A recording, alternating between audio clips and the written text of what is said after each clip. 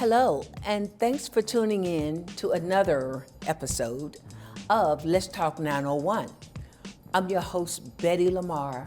You know, this is October, so this is our Breast Cancer Awareness Month. And as Dr. Delo said earlier, breast cancer awareness is 24/7, round the clock, 365 days. But right now, I have the awesome honor to interview my nephew, to have a conversation rather with my nephew. His name is Jamie Neely, and we share something together. His mother, my sister,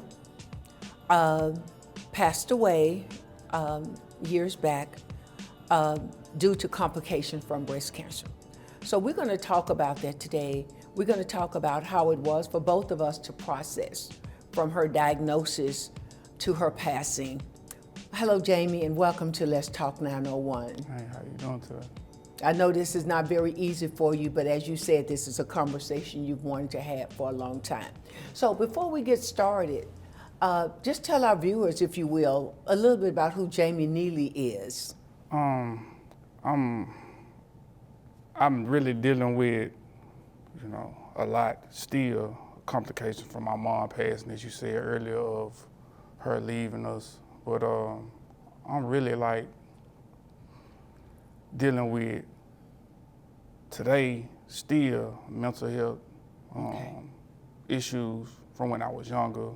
Okay. Today. But I'm here because my mom dealt with cancer from when I turned 10, I want to say. Yeah. She dealt with cancer when I was 10 all the way until I graduated high school. Yes. So let me ask you this, because we always start at the beginning. Mm-hmm. And I know that you were 10. I know, as me being an adult, right, how devastating it was because I knew what that meant, right? So let's go to the beginning. Even though you was a child, how was it presented to you? Did she say she had this thing, and did she explain what it was, or did you understand when the first moment you knew? First moment I knew, I remember it like it was yesterday. Oh. I was in 4th grade. I was in class, we were reading a book, and the guidance counselor, her name was Miss Wells. She called me to the office pre the intercom. And so when I got to the office, she was talking to my mom on the phone. I didn't know what was going on at the time. So I grabbed the phone and my mom got on the phone. The first thing that she said is, I love you. But I thought about it as I left from the phone, and I gave Ms. Wells the phone back. That morning, my mom, normally she'll give me $2. Mm-hmm. She gave me $5 this morning for some odd reason. Okay. So I was thinking, maybe she gave me them. Maybe she knew how the day was going to flow. Okay. So she told me over the phone. She said, I have cancer, and I didn't have any knowledge of what cancer was at the time. Right. So Miss Wells, after she said it, I sat there for a second. Miss Wells picked up the phone, took the phone from me. After I set the phone down, I just laid it down on the desk. She picked up the phone and asked my mom, did you want me to explain it to him? Because they had a kind of decent relationship. And she told her yes, and Miss Wells explained it to me. And I asked her, could my mama die from that? And she said, yeah. And I stayed in her office for the rest of the day, all the way till I got ready to go home. Okay. Well, did you ever wonder why maybe she chose to let Miss Webb explain it to you? Do you think it was just too difficult for her to just wait until you got home? Because you think she needed Miss Webb's support to help her out with that? Yeah, I totally do think that. Okay. I think it came better from her being a guidance counselor, because she was our guidance counselor. Oh, yeah. Of her telling me, and she knew that I was going to be there for the rest of the day because she had to stay at the doctor until 5:30. So okay, it was best for her to explain. Okay, so now, because we're going in your home now, we were all looking at it from the outside. We were all, the whole family was devastated, right? Yeah. Because Margaret was our eldest sister, my best friend. I always tell everybody she was like our other mother. Yeah. And I think about, how devastating it was for us. But Right. it's like, imagine this your mother, right? So it had to be I had to put myself in, what if that was my mother? And what was really even more difficult for you, it was almost like half of your life. So let's go here. Okay, once you got home, what did that look like? Once you got home and you was actually in her face, did you ask questions? Did you all talk about it? Auntie, we talked about it for a second, but after I had that conversation with Ms. Wells, my mental health was done. Okay. I couldn't focus. Okay. I couldn't focus on anything other than my mother. Right. Though it was nice where I would go to sleep and I'd get home like 2 weeks after it happened, and I'd be so scared as a child to go in my mother's room to cut the light on because I was scared that she wasn't gonna be alive. Really. Yeah, because when you asked the teacher, the guidance counselor, could this kill my mother, you didn't know that it may be 20 years from now. You just know that she, like Margaret would always tell us, I know I have something that's going to kill me. And I used to hate for her to tell me that, but she was a realist. Right. And I would go like, oh. But she saw that she was such a strong person. Her resolve was that I may have this thing, but it's not going to have me, right? And as you know, even to the end, she never gave up. And as the lady was saying earlier on the previous show, how that positive sense of humor, I used to always say, Jamie, about your mother, was that if she said we're doing something, be there at 8, it was like she was our mother. Mm-hmm. You notice we never talked back to her. Right. We'll talk about that a little later when I had to deal with it. I had to be like, oh, okay. And you couldn't talk back to her, and you respected her because she always carried herself like our mother. Right. So, and when she would come in, it was like the lights came on. It was just like that. She and my brother Gene, when they came in the room, it's like the lights on. Right. They was like that, right? And I missed her presence. That was something that I miss more than anything. But I thank God, Jamie, our family is still close. But we always miss that glue. Right. So I know you do. So now let's go back. Every now and then I have to say something because I want people to know about that side of her too. Right. That who she was, not what the cancer did. Right. So, okay, now I could only imagine, she had to go through chemo and all of that, and you're being a child and processing that, and her being sick with the chemo. Because I remember Jamie, she would tell me, sometimes she said, really, the cancer never hurt me. She said the chemo made me sick, like the ladies were speaking with Dr. Delos about. She said it was the chemo that made me really ill. So how did you process that when she was home after going to her chemo and being really sick like that? It was like definitely ill and losing her hair and all those things. Majority of the time, I tried to go with her. Yeah, I know. And the mental thing again is me going to, like you said, the treatments, watching those machines plugged out into her arm and her body, and her losing her hair. It was me really trying to fight with her, in a sense. The challenges were that me really seeing it kind of hurt me as a young man. Mm-hmm.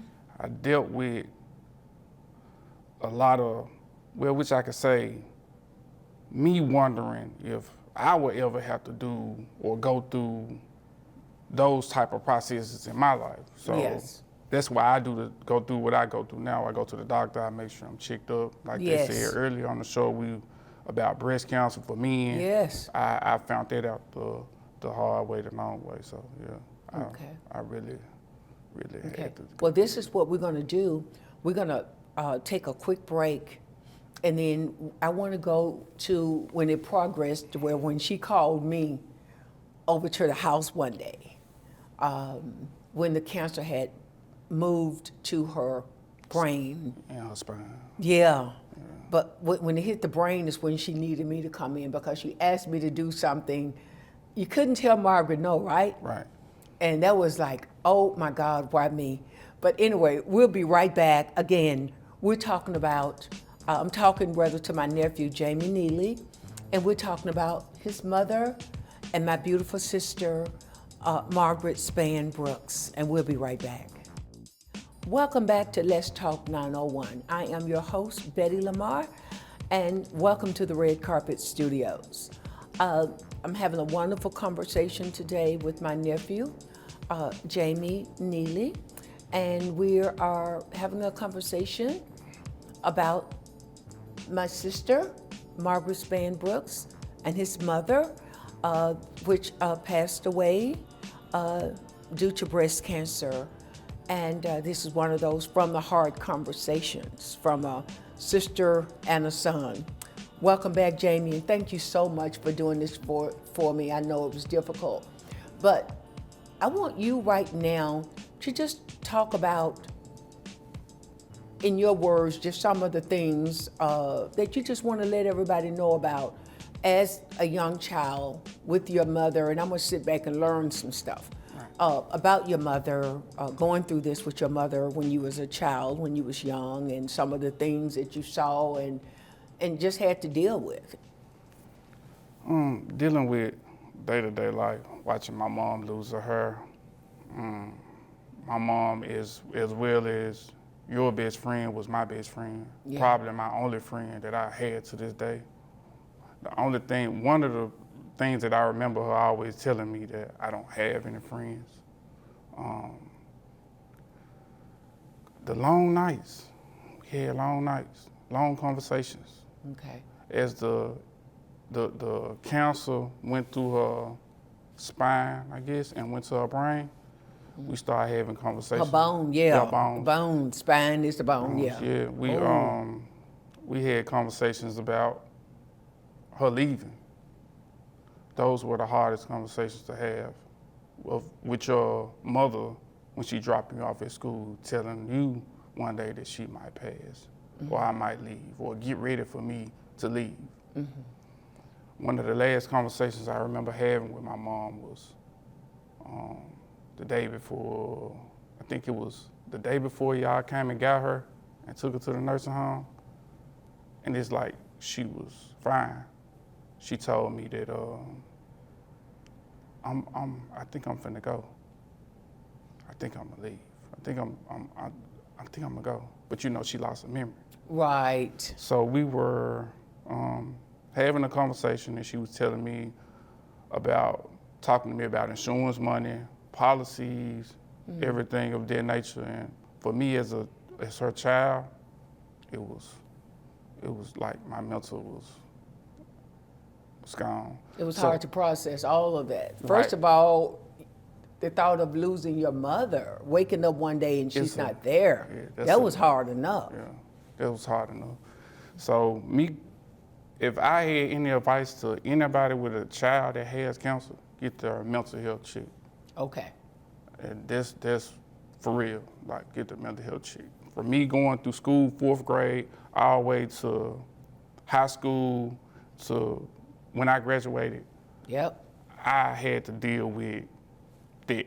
And my mental health was wrecked the whole time. Nobody ever knew it. The only person that ever knew was her. Yeah. So when we had conversations, she would tell me, I really want to get you checked up and take you somewhere and get your mental health checked. But me thinking my process was, I want you to be happy as long as you're here. So me dealing with that, I can deal with that on my own when I get older. But now I just want you to be happy and act up. Right, exactly. And I'm going to tell you when it really hit home for me, like it did with you, right? So I already know what we were dealing with, okay? When you hear the word hospice, it's always like, everybody know what that means, right? It's like, it's real now, right? So I just remember she asked me to come to the house, and we always would meet at grandmama's on Sunday. Yeah. So she asked me to come over to her house before I went home. So that's okay. So when I went over there, we sat in the living room, and she said, like she told you, Betty, brain got 17 tumors in my brain. So it was almost like, this our computer. Right. And it was almost like, and she said, I need you to have power of attorney over my health care. So I'm thinking, why me? She knew she couldn't do it with you because she already knew you was already going through it, right? So she always said, well, Betty, you're strong. And what she was saying, when you look back, she knew that at some point her brain, like a person with Alzheimer's, she knew that at some point her brain was going to not be there anymore. Her computer was going to need somebody else to, okay. Mm-hmm. So it was like, what she was asking me, Jamie, was I need you to be my brain when I don't have a brain. Mm-hmm. And I know you're strong, and whatever I want or don't want, you ain't gonna let, you the type that's not gonna let nobody go against my wishes, right? Right. But Jamie, the only thing the hard part that I didn't think about then was, because like I said, we never talked back to her. She was like moms, and I had to I found myself in unfamiliar territory because I had to do what she really wanted me to do, look out for her, right? The most difficult thing for me was when I did have to make that decision to put her in a facility because I knew she needed to get skilled care.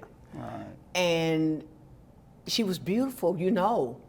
And she was young, and they won't let you spend the night there. And my biggest problem, and what to me, my anxiety today, is knowing that I couldn't be there with her at night, and she didn't look like the other people in nursing homes, right? Right. And I put her in the best place I could, but it was like she couldn't tell me if somebody touched her, or anything. So the only thing, we was there all the time, around the clock. But I always question myself, why me? Why me? And it's like the lady was saying earlier, but I'm like, but why not me though? Right. Why, why not me? And that was really something that, and another experience, Jamie, I don't think you knew this. The day she had the car accident, yeah. I'm gonna let you talk about that too, but I'm gonna tell you what happened with me that same night. I was at home. I had told her I knew she was in an accident, which was miraculous that she lived. And I just knew the next morning she was probably going to be hurt, right? Because sometimes it's the next day. Yeah. So I said, Margaret, I'll clean the church. Because, she had her own janitorial service and worked at Methodist. I said, I'll clean the church for you tomorrow, so you don't have to worry about it, because I really thought she probably going to wake up sore. And she was so committed and dedicated, as we all are, to work. Our work ethic is in our blood. Okay, I'm in the bed asleep one night, Jamie. Never forget, August 31st. I'm in bed asleep. A man broke in the house. Yeah. On me. And when you've heard these stories about people say, this is show how I survived. Right. I'm wrestling with this man in my house with shotgun, everything going on, right? I remember. The only thing I was thinking about, Jamie, was I told Margaret I was going to clean up the church. Because nobody knew this was happening in my house because I live alone, right? And the only thing, what kept me going was I got to clean up the church for Margaret. She won't know I'm not there cleaning up the church. And I know if she tell a person she's going to do it, she's going to do it. So I thank her to this day, because maybe had that not happened to her that day, and that still happened to me, I don't know if I still would have survived, but knowing that I had made that promise to her. And she was going through enough, and it was like, I'm not going to let nothing happen to me because she's already dealing with a lot. And I knew that would have been devastating to her if something had happened to me. So tell me about that day when you heard about that car accident. The car accident. I was out with our neighbors. You remember L.A., Miss Wanda, and Shauna. We remember them. We were out, we went shopping. My mama sent me out with them. So we were in, I think it happened on What highway was that? She was heading to chemo, right? Yeah, heading to so it chemo. had to be whatever that is. Yeah, she was going to Memphis, rather. Exactly. I can't remember exactly where it happened at, but we were on the expressway too. That's right. So when I got the phone call to my cell phone, Terry was on the phone, and he was crying. Like, Mama just had a wreck. Mama just had a wreck. She just had a wreck. I'm like, what? I just talked to Mama. Mama just had a wreck. Where are you? Where you at? I told him, I said, well, I'm with Miss Wanda and the kids and her kids, and we're out riding, going shopping. Mama gave me some money to go shopping. He said he was on his way, and by the time he got there, he gave Mama the phone, and she told me, don't come. Mm-hmm. So I didn't go to the accident. Okay. I met her when I got home, and Okay. she was sitting there like nothing happened. And the whole top of her car was missing. Gone. The whole top Wasn't that of the a car was miracle? gone. Yeah. Wasn't even underneath the 18-wheeler, right? Right, yeah. My God, I'm like, ugh, Yeah. She was sitting there like nothing happened. Like nothing happened. amazing. That's Right. why I thought the next day she would be hurting. She would be sore. Yeah. She was at work. We went to work the next day. We went to clean the bookstore the next day. I mean, just totally amazing spirit. Yeah. So let me ask you this one thing, I don't know if you knew it or not, but she told me that she prayed that the Lord would let her live until you became an adult. And if I'm not mistaken, she passed in October. You had just turned 18 in what month? September. Okay. That was important to her. She said, I just asked the Lord to just let me live till Jamie turned 18. I asked God to let her live until I made it till I graduated. So both of you all was on the same page with that. Yeah. Because you was her baby. If you think about it, you had your brother, but if you think about it, it was pretty much you and your mother, because Terry always lived with grandma. Right. So it was just you and your mother pretty much like, y'all was like one. I always say she dressed you from any little picture we see of you, you was always dressed from head to toe. And to this day, you still dress. She would be so proud of you, Jamie. And I know, and I'm glad you mentioned that about the mental illness, because there's one thing, especially in our community, we don't want to deal with. No. Okay? That's like the dirt underneath the refrigerator. We know it's there, but we don't want to deal with it. And see, we didn't know that's why I'm so happy that we talked. Because, we just thought maybe you was like, not that you wasn't concerned, because you was, but I had to put myself in the child's shoes. Yeah. This, he's been living with this over his head. Now, I didn't know that you knew from day one with the guidance counselor that I was thinking maybe when you got about 16 or something, you probably realized how serious this was, right? But now you're telling me that since you was in the 4th grade, you was every day expecting it could be the day. Yeah. After she told me, like I said, my mental went ripped. Yeah. So from when I was in 4th grade, and before then, if you walk down that hallway at the house, you would see on the road, principal list, everything I was on. Yeah. All the way until that day right there, I got held back that next year because I couldn't process what I was doing, what was going on. And better yet, you have people calling you. They're not coming checking on you, asking you, hey, Jamie, you okay? Hey, Jamie, you all right? Mm-hmm. They're calling you spoiled, calling you this, saying you're that, but they don't even know you're mental. That's right. They don't even know what you're going through mentally. That's right, because we knew you was always her baby, right? So it was easy to say, oh, he just spoiled, because he always had everything. You had everything, Jamie.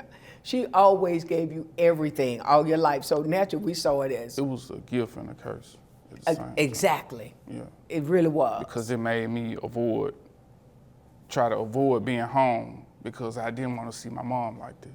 I know. So people would be like, why you not at home? You got everything you need at home. I would be out in the streets, running around playing with the other kids, because I didn't want to go home. Yeah. There was nights when I went home, open the door, cut the light on in my mama's room. I'm calling her name as I'm walking through the house. Cut the light on in her room. She would never say anything. cut the light on, and she would just later turn around and look at me and my whole body would just, like, my insides would just drop because I'm thinking it's gonna be the last flick for me. Oh, okay. So if that was gonna be the last flick for me, I didn't want to see that. Right. During those times when she was in the nursing home, I was mentally wrecked too. Then I know. I didn't want to come see my mom I know. like that. I didn't want to see grandma like that. I didn't want to see my brother like that. Right. So it made me kind of just distance myself. Remember, I came to get you the day when we knew it was it, right? We knew that was going to be the day. And then I had moved over to Primacy Parkway. Mm-hmm. And I put her there because Sherman's wife was a nurse there. We felt like, I said she was a beautiful woman. Right. I needed somebody there that's going to be keeping an eye on her well-being when we could not be there at night. Right. So I remember calling you. And I remember coming over to Midtown, remember? Mm-hmm. So you could follow me there. I knew you wasn't not being there because you didn't want to be with your mother. I knew you had been with your mother since all your life until in the 4th grade, everything changed. So I knew it was what they call I have PTSD, so they call it avoidance. Mm. You was trying to avoid it, like when you go in her room and cut the light on, you don't want to see her gone. Right. And I called you and I said, I'll come to Midtown and you can just follow me back. So I guess in my own way, I just wanted you for the last time. Even though whether you wanted to or not, I know it was hard for us, but I just didn't want you to not be there if you wanted to be there. Well, nobody told me this was may be the day, right? So, okay, in this last minute that we have, Jamie, I just want you just to reiterate again about the mental illness part of, and we're going to make this an annual tradition for us, and maybe involve some of the other family too, because we all went through the same trauma.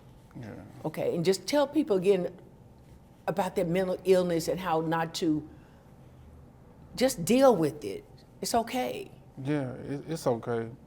Like you said, in our community, we're taught that if you say that you need mental help, you're crazy. You're not crazy. Right. We all, some type of way, need the mental help.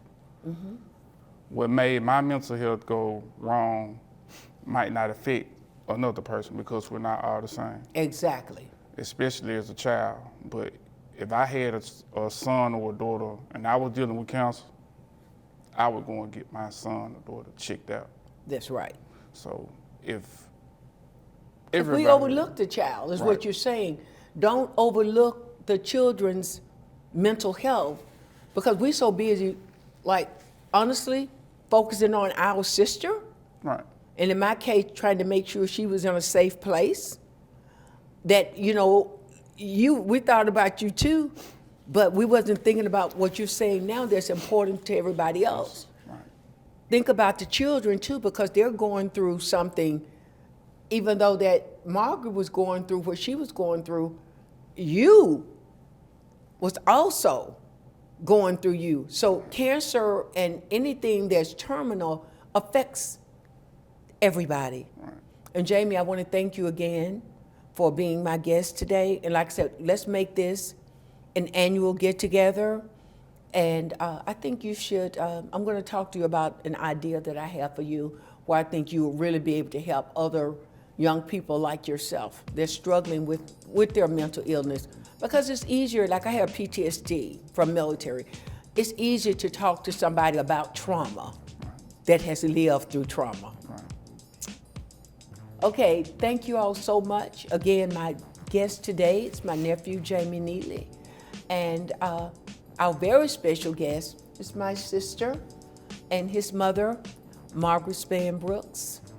And I love her dearly, and we will always miss her dearly. And we'll see you every Monday night at 7:00 p.m. right here on Xfinity Channel 17. Thank you again, Jamie. Thank you for having me.